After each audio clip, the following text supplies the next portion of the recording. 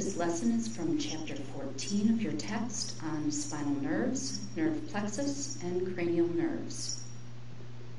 Our learning objectives are to define the plexus and identify the distribution of nerves of the cervical, brachial, lumbar, and sacral plexus. Describe the clinical significance of dermatomes. Describe the clinical significance of myotomes. To identify the cranial nerves by number and name, stating the origin and function of each. The simple distribution pattern of dorsal and ventral rami applies to the spinal nerves T1 through T12, but in segments controlling the skeletal musculature of the neck, upper limbs, or lower limbs, it becomes more complicated. During development, small skeletal muscles innervated by different ventral rami typically fuse to form larger muscles with compound origins. This complex interwoven network of nerves is called a nerve plexus.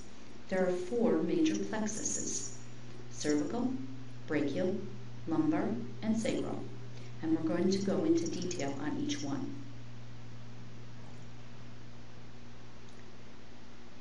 This slide depicts the rami of the spinal nerves. Note that the ventral and dorsal roots join to form a spinal nerve. The spinal nerve then splits into a dorsal ramus and the ventral ramus. The ventral ramus communicates with a chain of sympathetic or autonomic ganglion by way of a pair of thin sympathetic rami.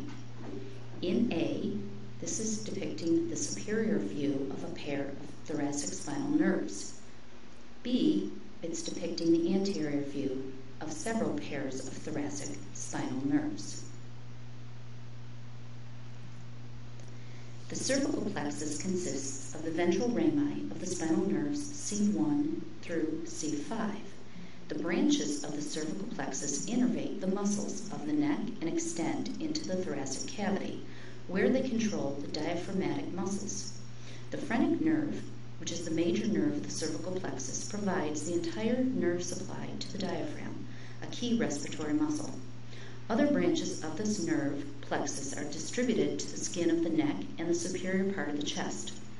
You can see here the chart that goes into detail of the cervical plexus, which includes the name of the specific nerve, the spinal segments, and the distribution of the nerve itself.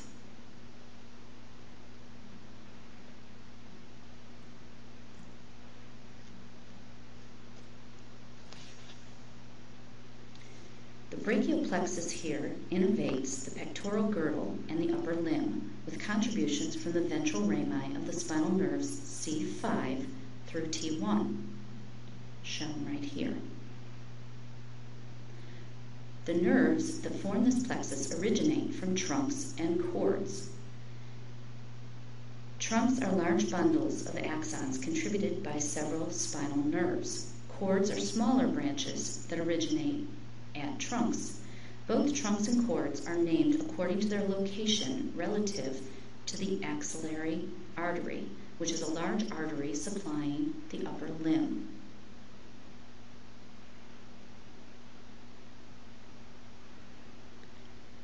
So here you will see that you have a superior, middle, and inferior trunks, and also a lateral, medial, and posterior cord. Here's your lateral cord, your medial cord,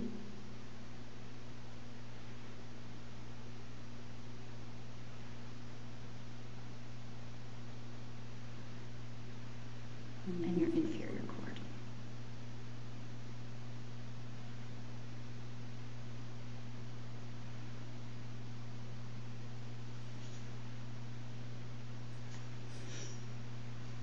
The lateral cord forms the musculaneous nerve exclusively, which is right in here, and together with the medial cord contributes to the median nerve, right in here. The ulnar nerve is the other major nerve of the median cord. The posterior cord gives rise to the axillary nerve and the radial nerve.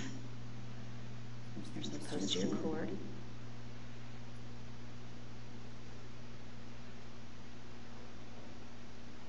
Giving rise to the radial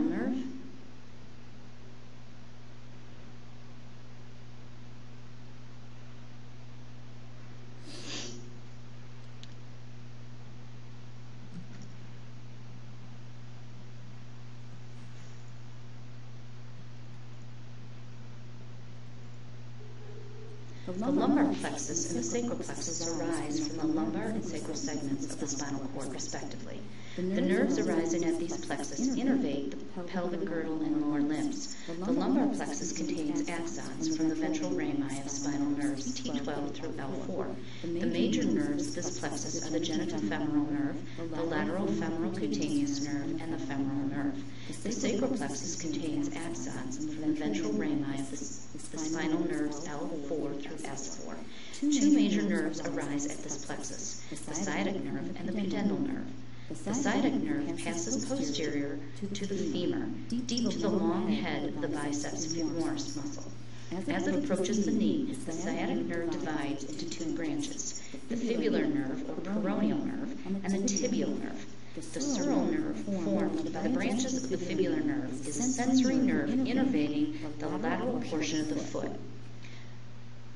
A section of this nerve is often removed for use in nerve grafts. This slide is showing the dermatomal distribution of spinal nerves. In A, you see the front of the body's surface. B is showing the back of the body's surface. And C is showing a lateral view of the body's surface. The inset shows the segments of the spinal cord connected with each of the spinal nerves associated with the sensory dermatomes shown. C indicates cervical segments and spinal nerves. T is the thoracic segments and spinal nerves. And L indicates the lumbar segments and spinal nerves, while S indicates the sacral segments and spinal nerves.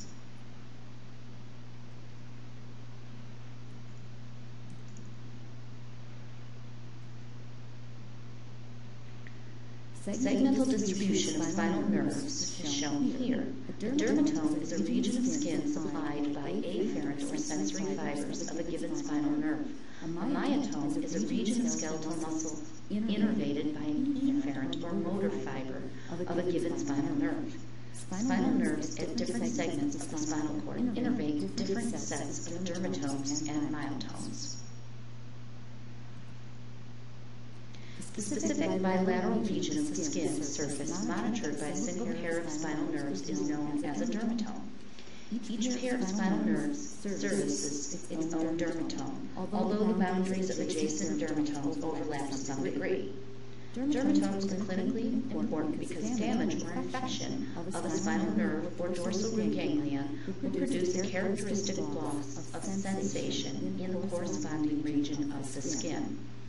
Characteristic sign may appear on the skin supplied by that specific nerve.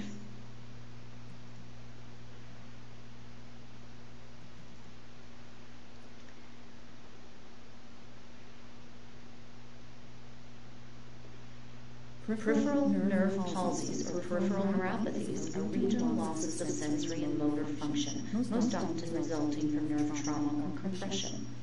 You've experienced a mild temporary palsy if your arm or leg has ever fallen asleep after you've leaned or sat in an uncomfortable position. You know that feeling, that pins and needles tingling feeling. The location of the affected dermatomes provides clues to the location of injuries along the spinal cord, but the information is not always precise. More exact conclusions can be drawn if there's a loss of motor control on the basis of the origin and distribution of the peripheral nerves originating at that specific nerve plexus.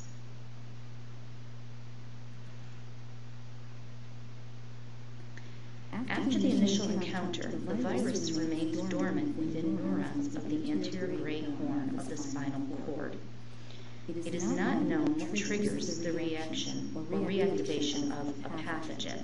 Fortunately, those affected, attacks of shingles generally heal and leave behind only unpleasant memories. What are we talking about? Well, we're talking about shingles. It's caused by the varicella zoster virus, VZV, the same virus that causes chickenpox.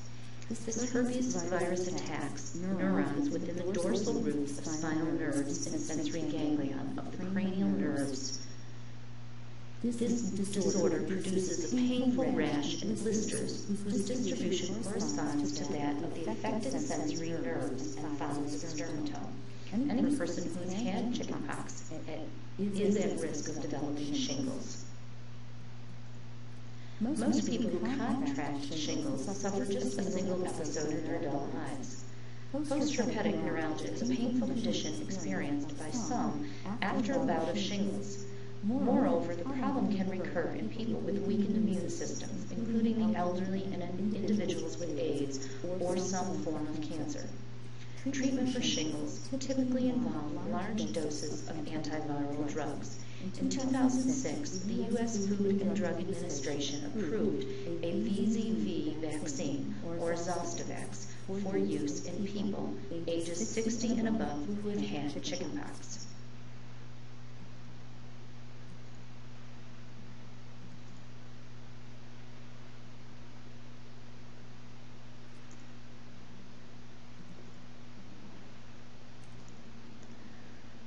Myotomes and body movements are depicted in this slide.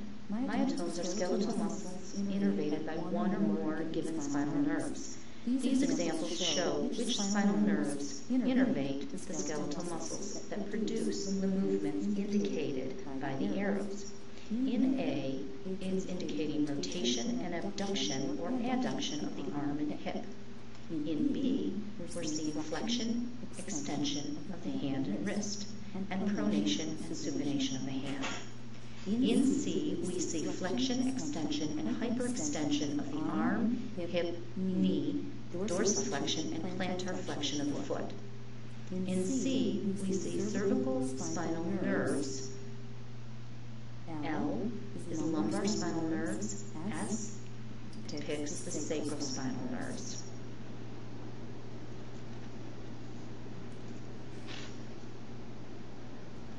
Now we're going to talk about the cranial nerves. Cranial nerves are peripheral nervous system components that connect directly to the brain. The 12 pairs of cranial nerves are visible on the ventral surface of the brain. Each has a name related to its appearance or its function. The number assigned to a cranial nerve roughly corresponds to the nerve's position along the longitudinal axis of the brain, beginning at the cerebrum. Roman numerals preceded by the letter N are usually used. You may sometimes encounter these numerals preceded by the letters C, N for cranial nerve. Each cranial nerve attaches to the brain near the associated sensory or motor nuclei. The sensory nuclei act as switching centers, with the postsynaptic neurons relaying the information to other nuclei or to processing centers in the cerebral or cerebellar cortex. In a similar fashion, the motor nuclei receive convergent inputs from higher centers or from other nuclei along the brainstem. We classify cranial nerves as primarily sensory, special sensory, motor, or mixed, either sensory and motor. In this classification, sensory nerves carry somatic sensory information, including touch, pressure, vibration, temperature, or pain. Special sensory nerves carry the sensations of sight, smell, hearing, or balance. Motor nerves are dominated by the axons of somatic motor neurons. Mixed nerves have a mixture of sensory and motor fibers. This is a useful classification scheme, but it is based on the primary function, and a cranial nerve can have important secondary functions.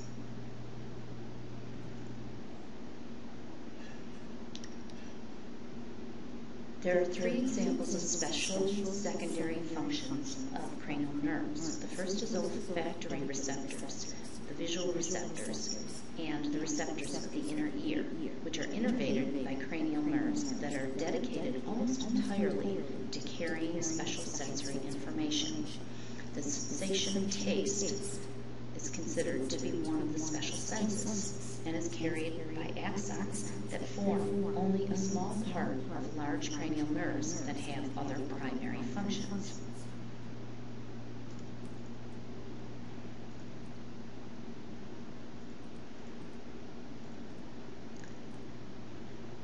as elsewhere in the peripheral nervous system, a nerve containing tens of thousands of motor fibers that lead to a skeletal muscle will also contain sensory fibers from muscle spindles and tendon organs in that muscle.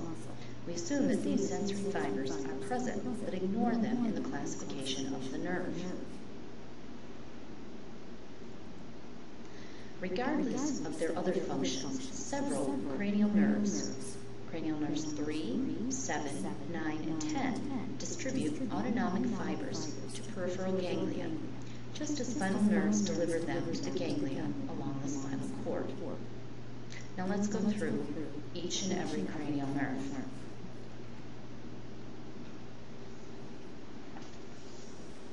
The first pair of cranial nerves carries special sensory information responsible for the sense of smell. The olfactory receptors are specialized neurons in the epithelium covering the roof of the nasal cavity. The superior nasal conchae and the superior parts of the nasal septum. Axons from these sensory neurons collect to form 20 or more bundles that penetrate the cribriform plate of the ethmoid bone. These bundles are components of the olfactory nerves, or cranial nerve 1. Almost at once, these bundles enter the olfactory bulbs, neural masses on either side of the crista galli. The olfactory afferents synapse within the olfactory bulbs. The axons of the postsynaptic neurons proceed to the cerebrum along the slender olfactory tracts. Because the olfactory tracts look like typical peripheral nerves, anatomists about a century ago misidentified these tracts as the first cranial nerve. Later, studies demonstrated that the olfactory tracts and bulbs are part of the cerebrum, but by then the numbering system was already firmly established. Anatomists were left with the forest of tiny olfactory nerve bundles lumped together as cranial nerve 1. The olfactory nerves are the only cranial nerves attached directly to the cerebrum. The rest originate or terminate within the nuclei of the diencephalon, or brainstem, and the ascending sensory information synapses in the thalamus before reaching the cerebrum.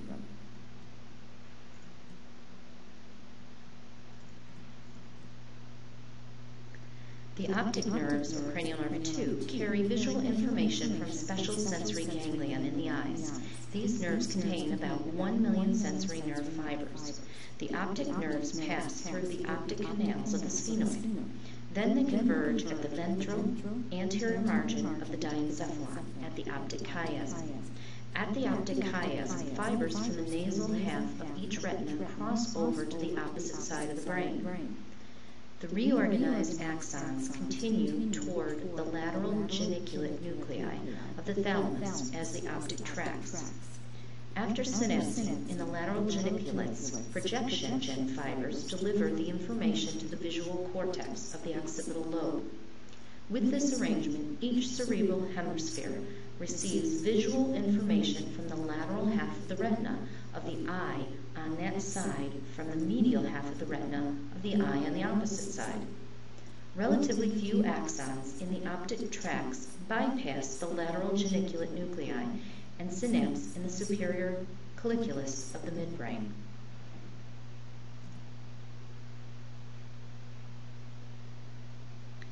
Each oculomotor nerve, or cranial nerve 3, innervates 4 of the 6 extraocular muscles that move the eye, and the levatopalpebrae superioris muscle, which raises the upper eyelid. On each side of the brain, cranial nerve 3 emerges from the ventral surface of the mesencephalon and penetrates the posterior wall of the organ at the superior orbital fissure. Individuals with damage to this nerve often complain of pain over the eye, droopy eyelids, and double vision. Because the movements of the left and right eyes cannot be coordinated properly. The oculomotor nerve also delivers preganglionic autonomic fibers to neurons of the ciliary ganglion. The neurons of the ciliary ganglion control intrinsic eye muscles. These muscles change the diameter of the pupil, adjusting the amount of light entering the eye, and change the shape of the lens to focus images on the retina. A trochlear, or trochlea, meaning pulley, nerve, cranial nerve 4, is the smallest cranial nerve. It innervates the superior oblique muscle of each eye. The trochlea is a pulley-shaped ligamentous sling. Each superior oblique muscle passes through a trochlea on its way to its insertion on the surface of the eye. An individual with damage to the cranial nerve 4 or to its nucleus will have difficulty looking down and to the side.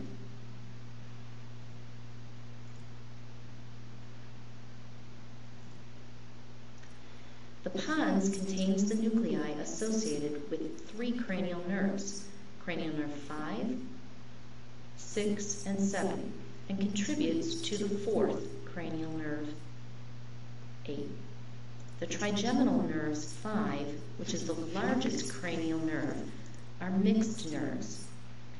Each provides both somatic sensory information from the head and face and motor control over the muscles of mastication.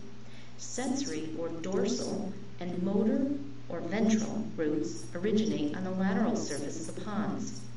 The sensory branch is larger, and the enormous semilunar ganglion contains the cell bodies of the sensory neurons.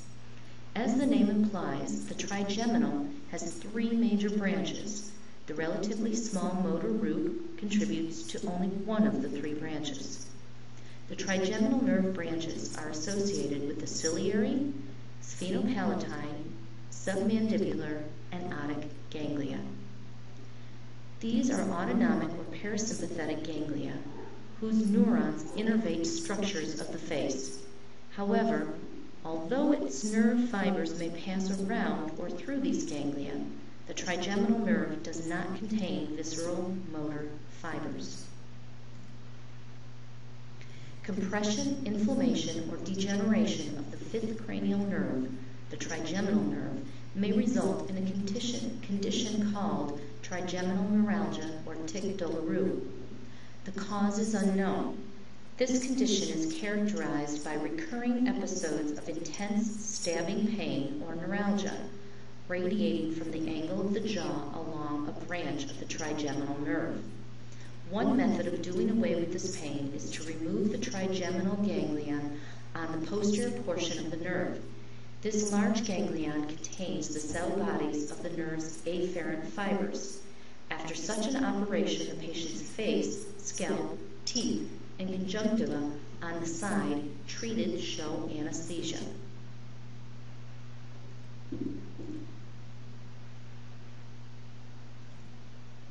The abducens nerve, or cranial nerve 6, innervates the lateral rectus muscles, the 6th pair of extraocular muscles.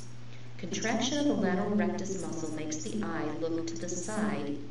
In essence, the abducens causes abduction of the eye. Each abducens nerve emerges from the inferior surface of the brainstem at the border between the pons and the medulla oblongata. Along with the oculomotor and trochlear nerves from that side, it reaches the orbit through the superior orbital fissure. The facial nerves, cranial nerve 7, are mixed nerves. The cell bodies of the sensory neurons are located in the geniculate ganglia, and the motor nuclei are in the pons. On each side, the sensory and motor roots emerge from the pons and enter the internal acoustic meatus of the temporal bone. Each facial nerve then passes through the facial canal to reach the face by way of stylomastoid foramen.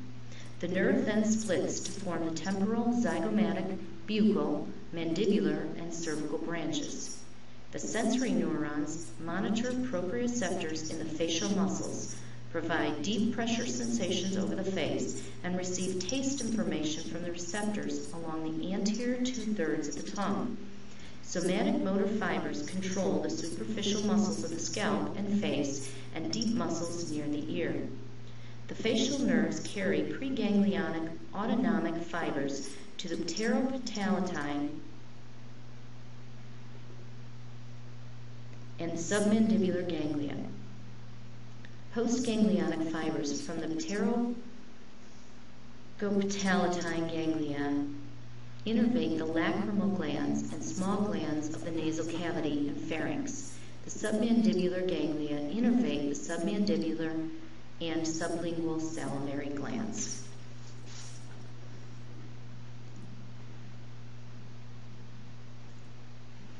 Bell's palsy is a cranial nerve disorder that results from an inflammation of the facial nerve. This condition is probably due to a viral infection. Signs and symptoms include paralysis of facial muscles on the affected side and loss of taste sensations from the anterior 2/3 of the tongue. The condition is usually painless, and in most cases the symptoms fade after a few weeks or months.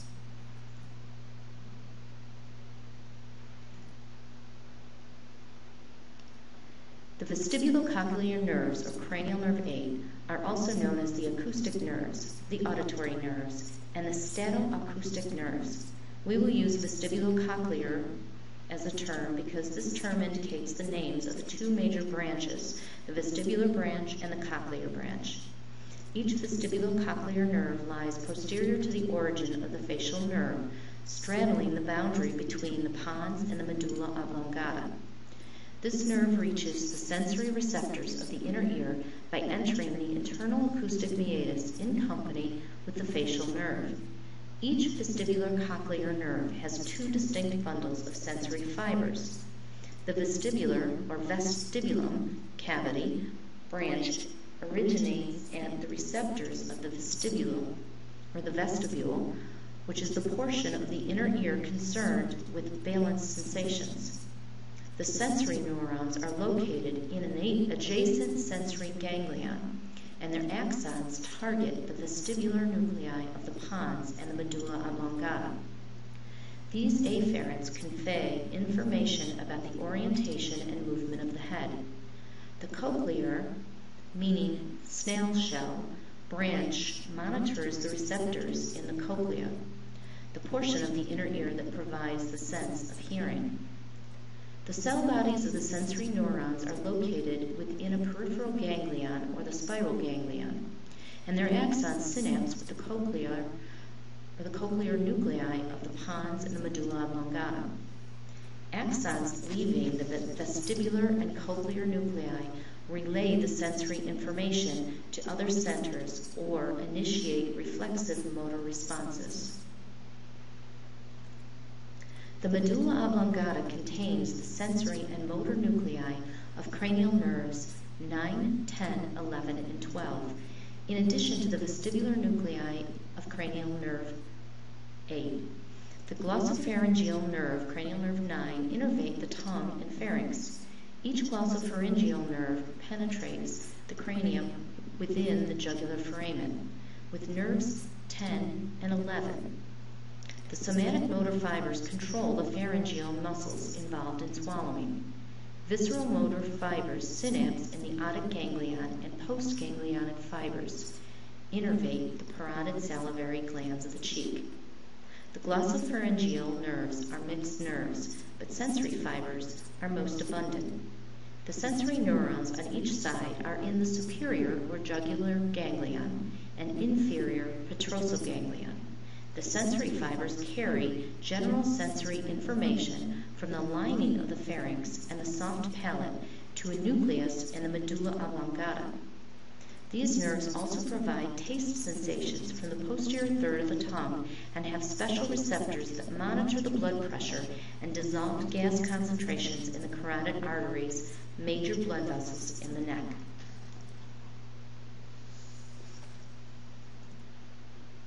The vagus nerves 10 arise immediately posterior to the attachments of the glossopharyngeal nerves.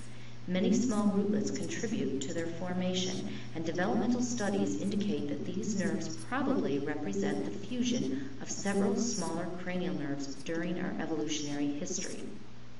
As the name suggests, vagus meaning wanderer, the vagus nerves branch and radiate extensively. Sensory neurons are located in the superior or jugular ganglion and the inferior or nodose ganglion. Each vagus nerve provides somatic sensory information about the external acoustic meatus, a portion of the external ear, and the diaphragm, and special sensory information from pharyngeal taste receptors.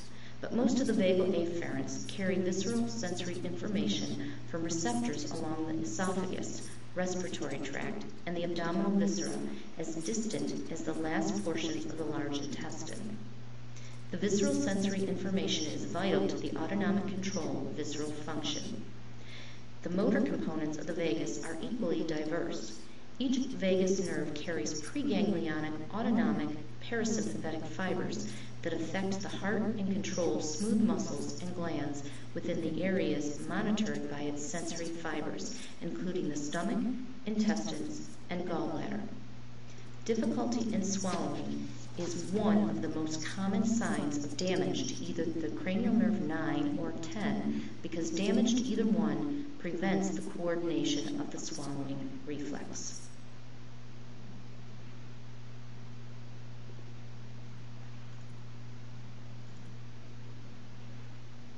The accessory nerves cranial nerve 11 are also known as the spinal accessory nerve, or the spinal accessory nerve.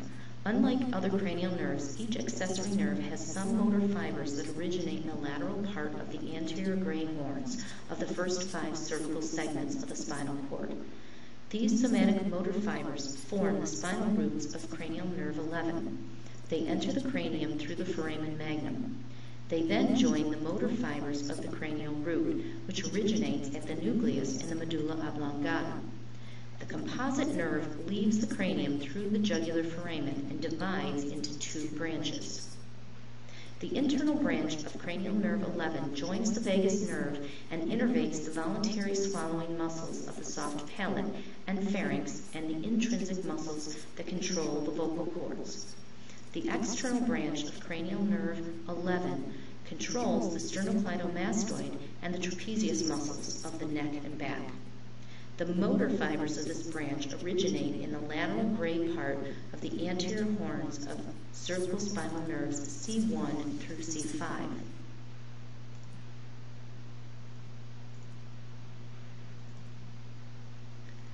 Each hypoglossal nerve, cranial nerve 12, leaves the cranium through the hypoglossal canal.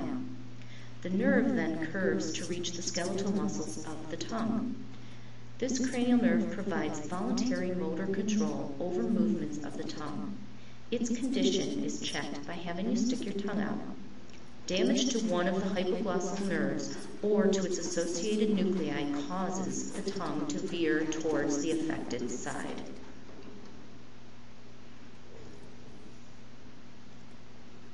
This last slide is a summary of the 12 cranial nerves, their names, the sensory ganglion, the primary function, and the foramen that they travel through, and finally, the innervation where the nerves exit, and finally land. This then ends the lesson on chapter 14, and here are our references for the material.